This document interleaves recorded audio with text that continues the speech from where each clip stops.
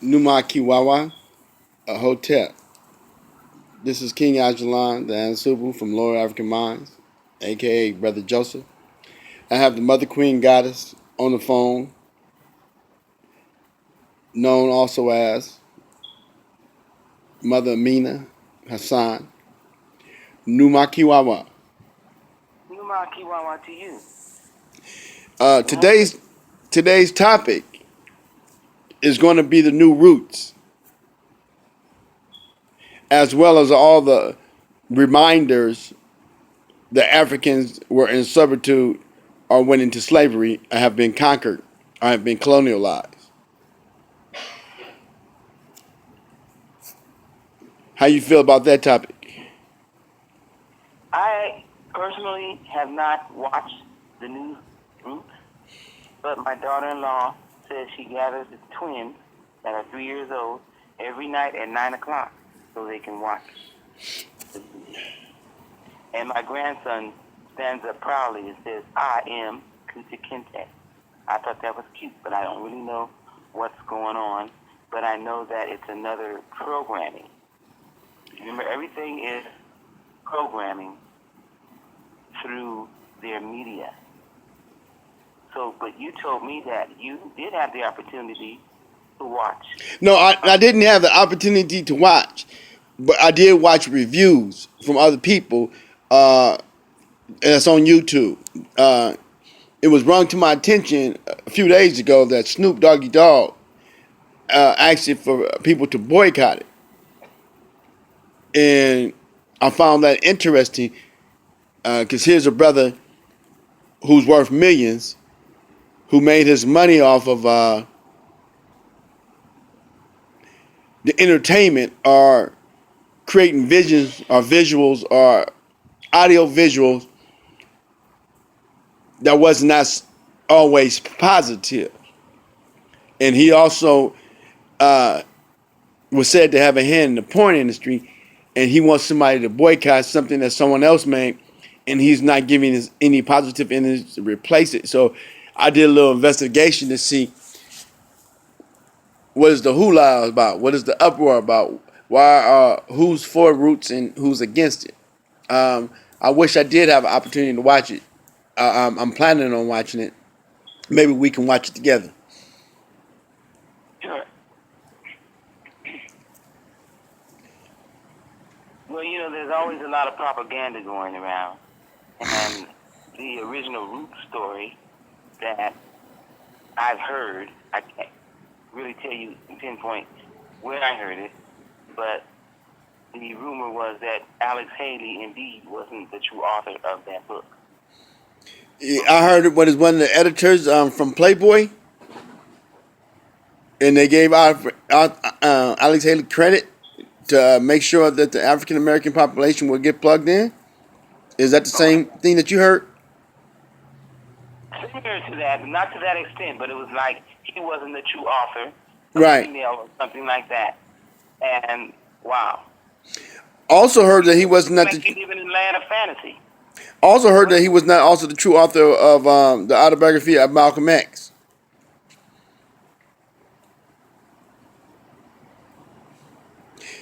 And getting back to Brother Alex Haley, they say he died owing taxes.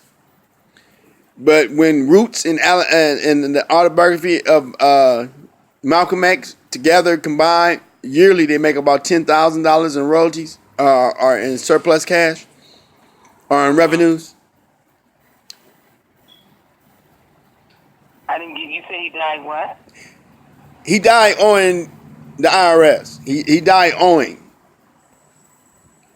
And if he was truly the author of Roots and truly the author of the autobiography of Malcolm X, each of those two books together make over $10 million a year.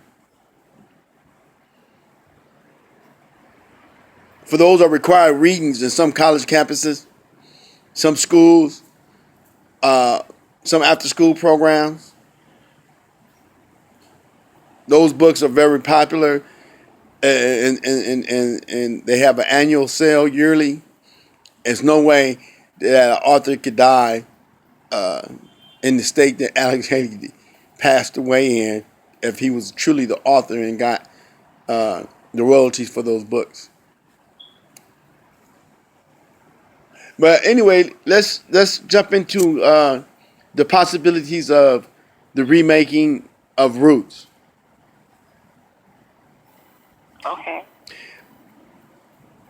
I was looking into my mind's eye. A lot of people might say this is pseudo when you talk about the third and fourth eye.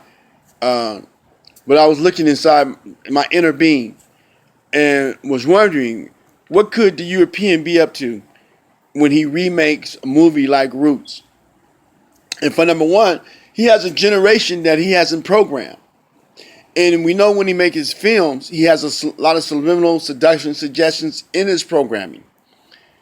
They also said it was symbolism of the Moors helping defeat the Africans with the Europeans. There was also a masonry symbolism in there.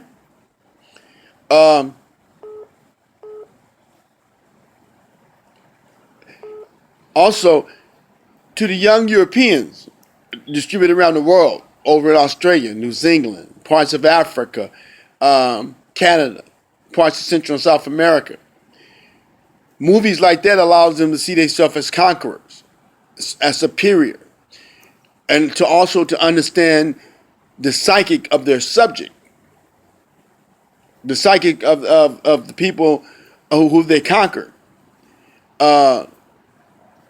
It also helps the European mind see the African mind as in a state of confusion, disassimilated, discombobulated, in a state of psychological illness.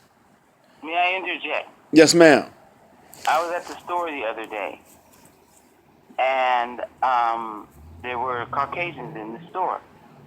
And usually when I walk in the store, I get greeted, may I help you before I get in the door? But since they were in there, I think that the roots of the program is also for those who are presently programmed to remain programmed in a service-oriented position when they see a likeness of their Jesus.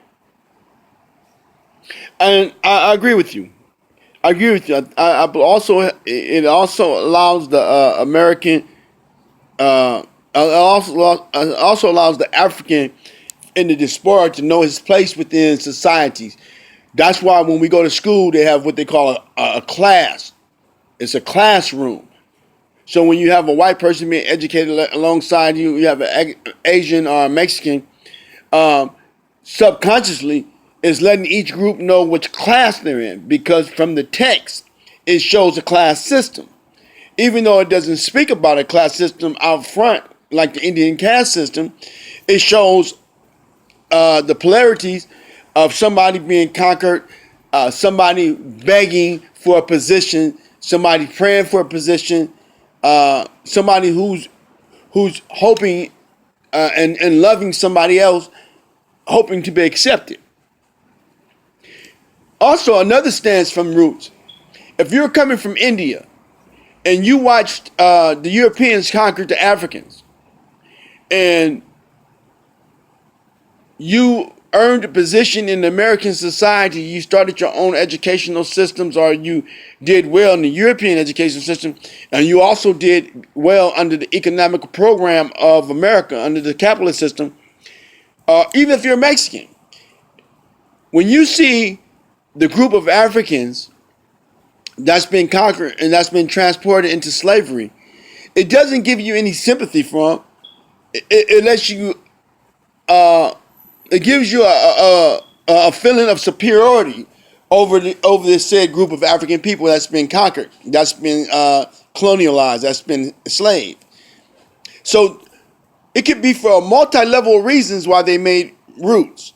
To keep the African in his place within the American class society, to let the foreigners or the new immigrants understand why they can trample upon the African Americans, and how to do it with finesse, how to do it with social skills.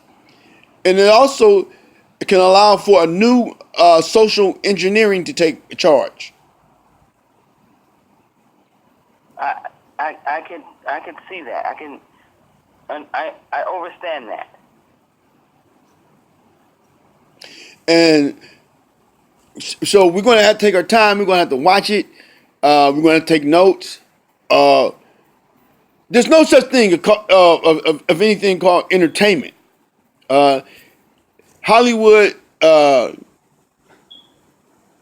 of its movies are to either to elevate a group or to downgrade a group or to implement social engineering for a future date or to rewrite the past.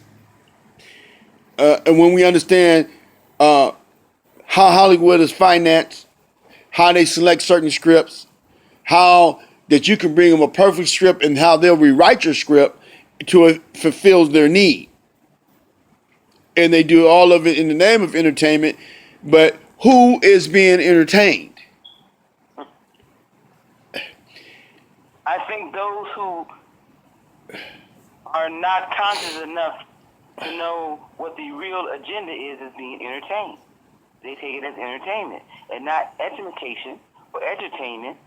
They see no reason to be educated through what's being taught or sought through the eyes and through the ears, their visual and their audio when they're absorbing or eating or ingesting this information.